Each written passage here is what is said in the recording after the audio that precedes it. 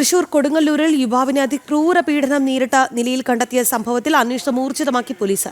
എറണാകുളം കൂനമാവിലെ എവാഞ്ചലിക്കൽ ആശ്രമം കേന്ദ്രീകരിച്ചാണ് അന്വേഷണം. സ്ഥാപനത്തിന്റെ നടത്തിപ്പുകാരനും സഹായികളും അടക്കം അറസ്റ്റിലായ കേസിൽ ശാസ്ത്രീയ തെളിവുകൾ കൂടി ശേഖരിക്കാനാണ് പോലീസ് ശ്രമിക്കുന്നത്. വിവരങ്ങളുമായി ജിജീഷ് കരുണാകരൻ ചേരുകയാണ്. ജിജീഷ്, ഈ എവാഞ്ചലിക്കൽ ആശ്രമം കേന്ദ്രീകരിച്ച് നടന്ന അന്വേഷണമാണ്, പറയും.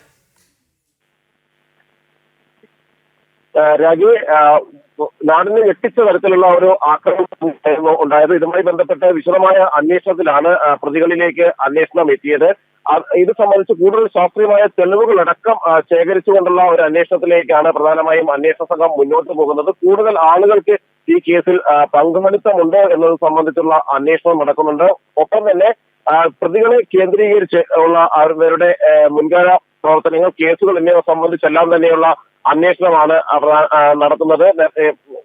അതിക്രൂരമായി ആക്രമിക്കപ്പെട്ട നിലയിൽ തന്നെയായിരുന്നു ഈ കൊടുങ്ങല്ലൂരിൽ യുവാവിനെ കണ്ടെത്തിയത്. പിന്നീട് വിശദമായി തന്നെ പോലീസ് ഇക്കാര്യത്തിൽ അന്വേഷണം ആരംഭിച്ചു. അങ്ങനെയാണ് കൂനമാവിലെ ആശ്രമത്തിലേക്ക് അന്വേഷണം എത്തിയതും ഇവിടെ വെച്ച് ക്രൂരമായ മർദ്ദനത്തിന് യുവാവ് ഇരയായി എന്ന് വ്യക്തമാവുകയും എല്ലാം തന്നെ ചെയ്തത്. ശാസ്ത്രീയ തെളിവുകൾ കൂടി ശേഖരിച്ചുകൊണ്ട്, പരമാവധി ശാസ്ത്രീയ തെളിവുകൾ കൂടി ശേഖരിച്ചുകൊണ്ട് അന്വേഷണം മുന്നോട്ട് കൊണ്ടുപോകാനാണ് പോലീസ് ഉദ്ദേശിക്കുന്നത്.